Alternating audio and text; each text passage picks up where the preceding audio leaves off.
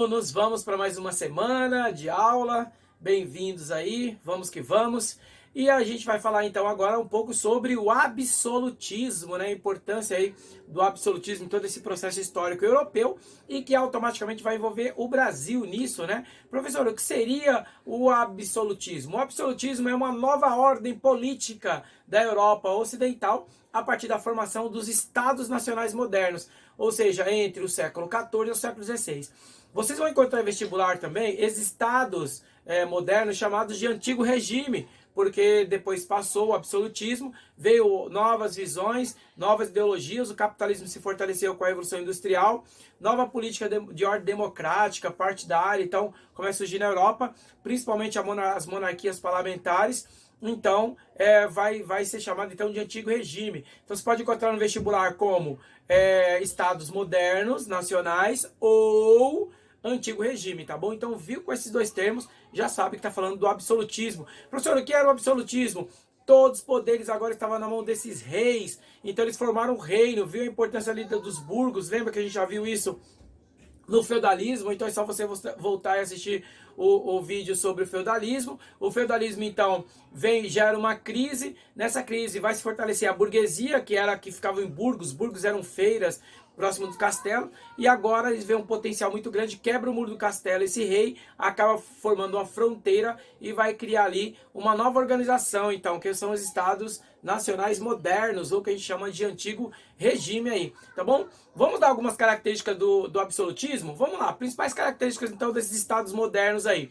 Primeiro, centralização e unificação administrativa. Então, toda a administração agora fica de acordo com esse reino, né? Então, tudo na mão do rei. Formação de uma burocracia ligada aos nobres, ligada ao Estado. Professor, qual a importância da burocracia? Aí a gente tem que pensar aí tanto na história e na desconstrução da história também. Qual é a ideia da burocracia? Fortalecer uma documentação para que não tenha documentação falsa, né? Legalização de terras, os impostos, né? Que agora tudo nas mãos do rei. Lembrando que os impostos desse período eram muito diferentes dos nossos. As pessoas pagavam os impostos para o rei para que ele pudesse ter toda a cidadela e tudo domínio para ele. Não voltava como educação, saúde, apesar que hoje não volta tanto assim como a gente espera. Mas era bem diferente a ideia também de impostos. Então agora tudo centralizado na mão do rei. Então pensava de uma burocracia. Então a burocracia é a forma de organização do Estado, né, para evitar documentos falsos, terras griladas, etc. Que a gente vai ver isso mais para frente. Mas é bom lembrar que o rei vai deixar isso na mão de quem? Dos nobres. Então essa burocracia, ela também vem para dificultar as coisas para os mais pobres, né? Então dificulta a legalização da terra, dificulta muitas coisas ali do domínio, do comércio, etc. E tudo na mão dos nobres. Se a burocracia está na mão de alguém, então pro nobre tudo era mais fácil. Tá vendo só? Até hoje é muito forte isso, né? Dependendo, você vai fazer umas burocracias aí pro Estado, um monte de coisa, mas se você conhece alguém lá, dependendo do que você conhece, tudo fica diferente, tudo muda, né? E fora também que a elite, ela paga e elimina toda essa burocracia. Alguém vai lá e faz tudo por ela. Então é muito diferente daquele pobre que tem que ir e tem que fazer tudo sozinho, e a dificuldade que tem para legalizar sua terra, saneamento básico e muitas outras coisas. Então a burocracia, ela vem com uma coisa ruim, tá? Né? E ao mesmo tempo com esse pensamento de coisa boa por motivo da organização do Estado. Então fique esperto no vestibular, veja esses lados importantes. A burocracia, ela vem para organizar o Estado ali como um ponto importante, mas ao mesmo tempo ela dificulta muita coisa, principalmente para os mais pobres, porque ela está na mão da nobreza. E claro, se está na mão da nobreza, a nobreza vai ser muito mais fácil para a nobreza, né? Formação de um único exército, agora um exército profissional, né? Essa visão que nós temos aqui de que o exército nos protege é uma visão muito errada. Na verdade, o exército, ele protege o Estado, né? Então tem diversos filmes denunciando e falando sobre isso. Não espera que ele vai te defender, ele vai defender o Estado, ele vai organizar o Estado. Ah, professor, mas está certo. Cuidado com essa visão. Tá certo e não está, porque se você precisar até uma defesa contra o Estado, você não vai conseguir, né? Então, caso você tenha que processar alguma coisa do Estado, você não vai conseguir a proteção desse exército nunca. E se for o contrário, com certeza o exército vai estar batendo lá na sua casa. Então, é um exército profissional, né, ligado ao Estado, né? Professor, você falou de filmes, aí tem vários filmes. O Independence Day, por exemplo, mostra isso.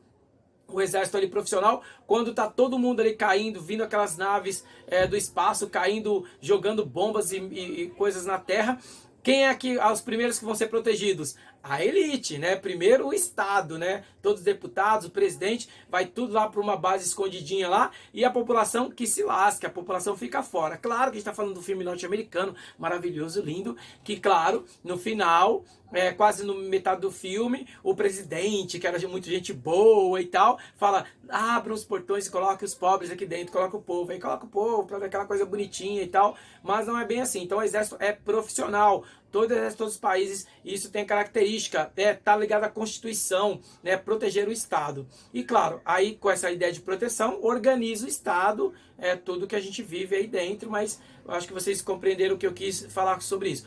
Arrecadação de impostos, né, reais, ou seja, para o rei, unificação de uma moeda, né, agora pesos e medidas. Essa moeda vai ser de acordo com o peso e com a medida. Vai ter o metalismo, metais preciosos, mas ainda não vai ser usado tanto, ainda pelo peso, né, e pela medida dessa moeda. Então ele fixa uma moeda naquele reino, né? É daí também que se fortalece o mercantilismo, que a gente vai falar já já. E também é aqui que surgem as primeiras ideias de bancos, né? Não sei se você já parou para pensar por que as casas monetárias têm o nome de banco, né? De financiamento, etc., tem nome de banco. Esses caras, muitos que era a casa de câmbio, eles vão ficar na porta dessas entradas desses reinos e eles vão trocar moeda de um reino para o outro, né? Então eram as casas de câmbio, eles ficavam sentados em bancos. Então quando você entrava naquele reino, havia um monte de cara sentado em bancos e ali você podia trocar a moeda do reino que você estava saindo e indo para aquele reino para poder usar ali também por peso e medida. É daí que vem a palavra banqueiros. Você está indo? Estou indo lá nos bancos, nos banqueiros, que eram aqueles caras que ficavam sentados nos bancos, mas era chamado de casa de câmbio, né? Por isso ficou o termo banqueiros, é usado até hoje aí o termo banco, porque, e se você compreender, quando você vai lá no caixa, o cara está ainda sentado no banco te atendendo, né? Então, agora é o sistema monetário. De um lado, a cara do rei, do outro, a coroa do rei, né? Então, todo ligado a ele, é o sistema monetário. Formação de mercados nacionais, imposição de uma justiça totalmente real, é tudo o rei que vai decidir a justiça, e dependendo da região, né, claro que a igreja vai estar lado a lado a esse rei, sendo bom, sendo ruim, a igreja vai estar lado a lado ali, fortalecendo a ideia desses reis. E aí vamos entrar então, como é que esse cara vai ficar mais poderoso? Os reinos eram pequenos, você pode ver que os países da Europa até hoje são pequenininhos, né? É justamente porque foram feudos, depois de feudos se tornaram reinos e hoje são países. Pode ver que em 1 mês, 2 meses, se você vai para a Europa, você consegue visitar vários países ao mesmo tempo, de trem, de ônibus, que é tudo pequeno, porque eram antigos feudos, depois se tornaram pequenos reinos ali. E alguns se unificaram, como é a Inglaterra, que a gente chama de Grã-Bretanha hoje, né? Então acabou se unificando com outros pequenos reinos aí, que é justamente nesse período também. Então, assim, como é que ele vai se fortalecer?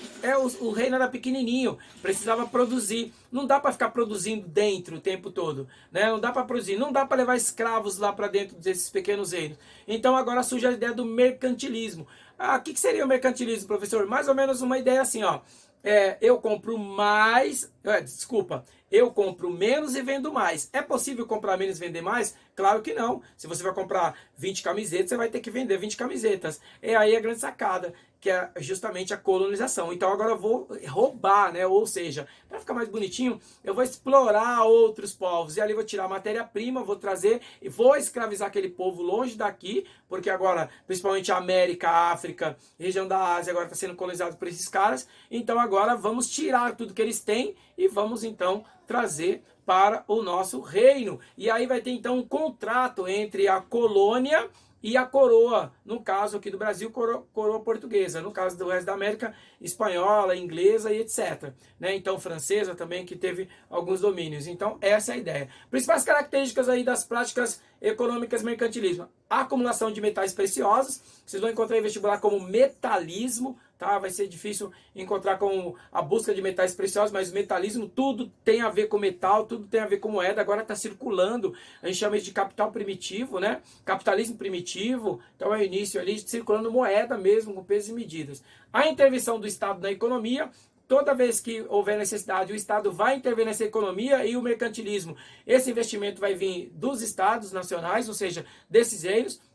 Então eu vou para as grandes navegações, sou um aventureiro, eu tenho uma embarcação, ou eu passo a minha ideia para o rei vai confiar, nós vamos fazer um contrato e agora vamos ter um pacto colonial. Eu vou para aquela região, vou explorar, vou tirar tudo que eles têm de matéria-prima e aí então vou acabar usufruir em vários e vender para esse pacto, né? Só vou vender para Portugal, no caso, só vou vender para Espanha, só vou vender para Inglaterra. Houveram vários tipos, né, desses focos aí de mercantilismo, de pacto colonial. Tiveram builinismo na França, por exemplo. Nós tivemos os mais conhecidos, os mais caracterizados o comercial, né, o comercialismo que é da Inglaterra, onde eles vão produzir, vão fazer suas embarcações, vão espalhar suas embarcações e fazendo comércio com várias colônias e também com outros reinos, né? O que vai dar mais lucro aí vai ser a Inglaterra.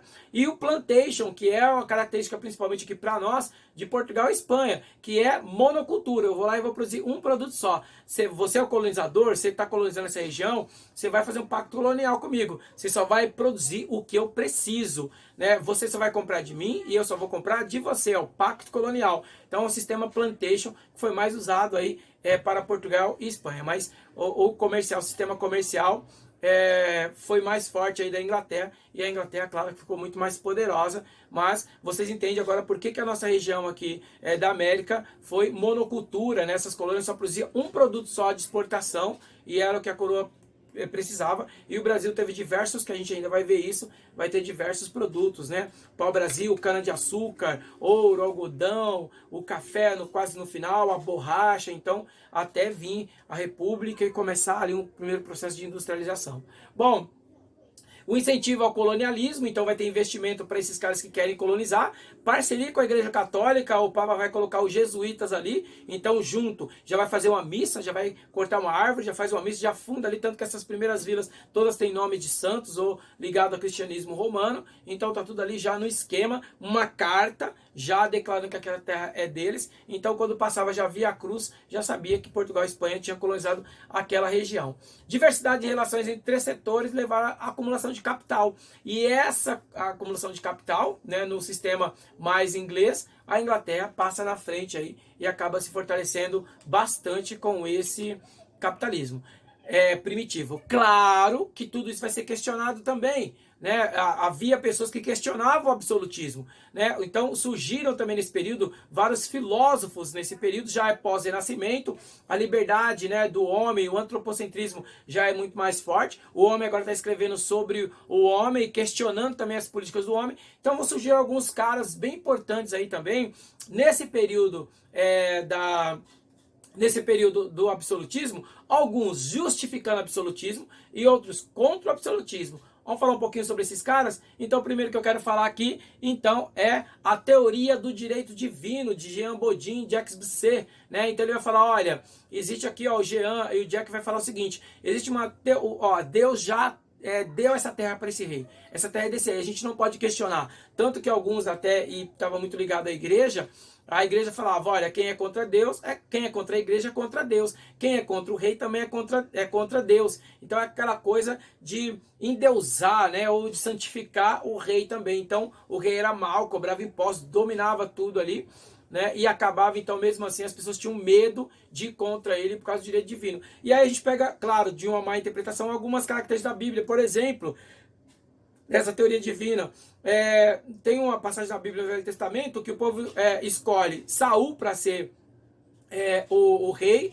né? E Deus escolhe Davi. Então Saul foi um péssimo rei, se afastou de Deus, teve relacionamento com outros povos, perdeu guerras, né? O cara desandou tudo Israel. O povo teve vários problemas, quase se tornaram escravos de novo. Mas aí Deus levanta Davi. Então, ó, aí Davi demora e tal, ele com todo respeito ali a Saul, ele não assume o poder, mas depois Saul morre, ele assume o poder. E aí, se você perguntar para o judeu até os dias atuais, o melhor rei que Israel teve foi Davi. Então, porque ele foi escolhido por Deus. Olha que loucura, os caras vão misturar essa ideia aqui de Davi, uma má interpretação, como hoje, ó, se o rei está no poder, é porque Deus colocou ele e você não pode ir contra. Então essa teoria do direito divino aí do rei se fortaleceu muito aí na Europa, principalmente nas regiões mais ligadas ao catolicismo.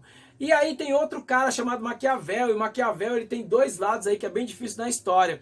Ele escreveu um livro chamado O Príncipe, onde ele ensina os príncipes, os reis, a governar, né? E aí a grande questão, muitos eram contra Maquiavel, dizendo, olha, Maquiavel é um absurdo, ele traiu todo mundo, porque ele escreveu um livro ensinando para os caras como governar. Mas já, ele fugiu da região, mas já quase para morrer, ele vai falar, ó, não, eu não escrevi isso para os reis, eu escrevi isso para que o povo entendesse como é que o Estado funciona, como é que o rei governa, né? E aí muda tudo. Então hoje Maquiavel é estudado até os dias atuais. Eu fico um pouco triste porque Maquiavel, o livro O Príncipe, é muito estudado para administrativa, empresarial, empreendedor, governança e tal, usa muitas teorias do príncipe, mas é triste porque é pura história, é política, o negócio ali é sério mesmo, tinha que ser estudado muito mais do que autoajuda empresarial, o negócio é história pura e é um livro maravilhoso, O Príncipe, você deve ler antes de morrer.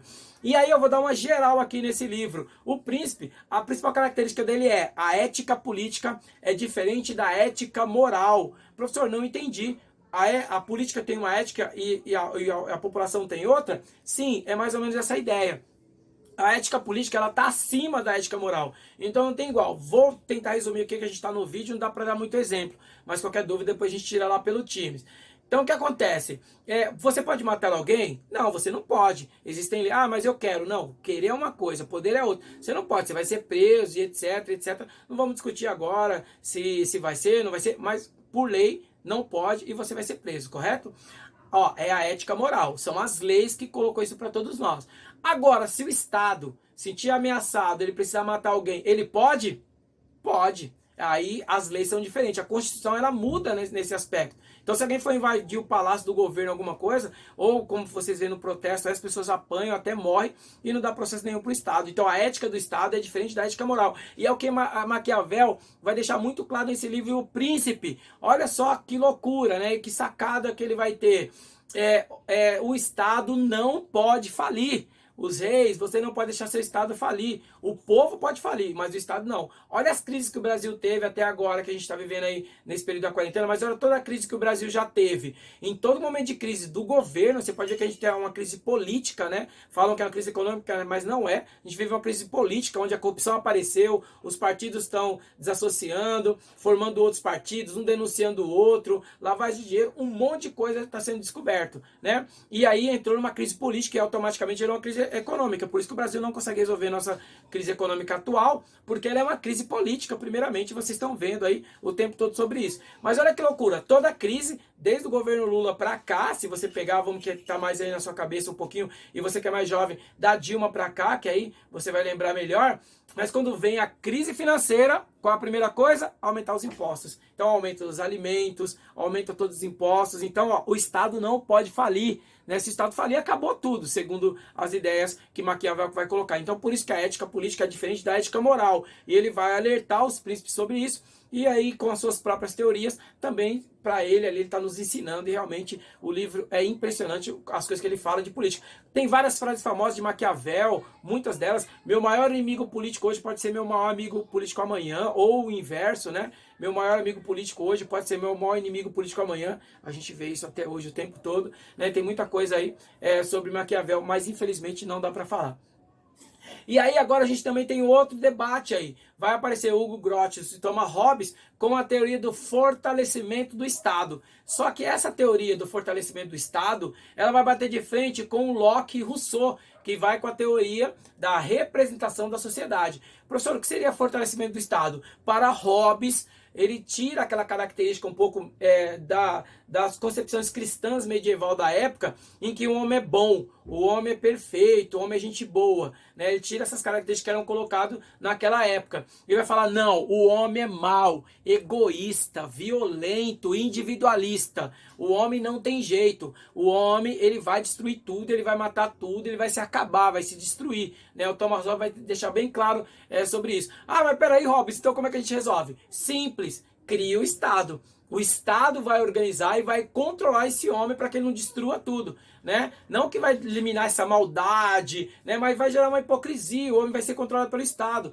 E aí você pode ver que a gente é controlado pelo Estado. Acho que essa quarentena está mostrando muito bem que a gente não é livre, né? A gente vive permissividade, né? A gente é permissivo aí de acordo com o que o Estado quer.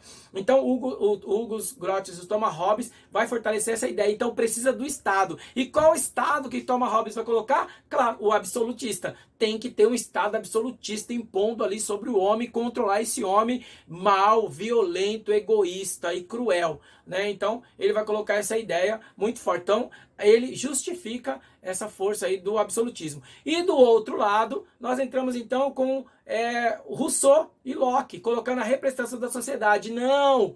O homem, ele é assim porque ele quer muita liberdade, mas é possível que o homem possa dividir a sua liberdade, controlar a sua liberdade para que todos vivam bem. E para que todos vivam bem em sociedade, precisa de uma representação, mas essa representação ela tem que ter também uma representação do povo. Então o povo também tem que ter sua parte. Então tem que ter uma constituição. Todo mundo tem que estar abaixo, o rei, todo mundo, o exército e a população, para que todo mundo possa viver igual. Então, para que um homem não tenha liberdade de fazer o que ele quiser, ele diminui essa liberdade e divide essa liberdade com todo mundo. Essas teorias de John Locke e Rousseau, principalmente Rousseau, vai se fortalecer e vai ser até característica do iluminismo, que a gente vai ver isso na Revolução Francesa, né? Até os dias atuais, essa representação da sociedade, representação do povo, todos dividindo essa liberdade, todos sendo permissivos, dividindo ali, e o Estado organizando isso, e claro, com representação do povo, tudo é diferente. Então, vai ter essas duas teorias, uma batendo de frente com a outra aí nesse período, ok? Isso também vai fortalecer aquela Revolução Inglesa, onde a nobreza vai dividir o poder também com a burguesia, claro, foi muito esperta, dividiu rapidamente, que é a Revolução Puritana, etc., que a gente chama até hoje de monarquia parlamentar. E também vai ser uma das principais críticas do iluminismo e que vai basear aí na Revolução Francesa, depois essa base de Rousseau e que é muito discutida até os dias atuais, tá bom? O Estado absolutista, então, é como um estado de transição com elementos capitalistas, unificação de mercado, moeda, expansionismo comercial, junto com algumas características do feudalismo ainda, burocracia estatal e, claro, os privilégios da nobreza ainda vão continuar, né? Então vai ter diversos problemas, vai ter diversos conflitos com essa burguesia, a burguesia e o povo com conflitos com os reis absolutistas, e aos poucos, depois, lá para o século XVIII, XIX, esses absolutistas começam a cair e perder seus poderes. A Inglaterra, no século XVI ainda, já resolve dividir seu poder, já forma o Reino Unido ali. A França vai bater de frente, que vai gerar a Revolução Francesa, e a gente vai ver isso no futuro, tá bom? E eu quero só falar um pouquinho sobre o mercantilismo. Então o mercantilismo tem essa característica: eu compro mais, eu compro menos e vendo mais. Qual é essa característica? Vou tirar de alguém. E aí vem então esse acúmulo de capital, acúmulo de metais preciosos, né? Então, e o pacto colonial, então, explorando a colonização. Então agora essas embarcações, né, as grandes caravelas vão se fortalecer nesse período. E aí vem então, e também ainda no século XVI, vem a descoberta do Brasil, descoberta entre aspas, que a gente ainda vai entrar nisso depois, beleza? Então, essas são as principais características do absolutismo, todos os poderes nas mãos do rei, depois vão ser questionados, mas alguns teóricos, filósofos vão estar a favor deles, e aí então a gente vai acompanhando isso nas próximas aulas, quando a gente entrar também aí na colonização, e principalmente aqui o Brasil colônia, tá bom? É isso, bons ventos, boa semana, fiquem com Deus, até mais, gente!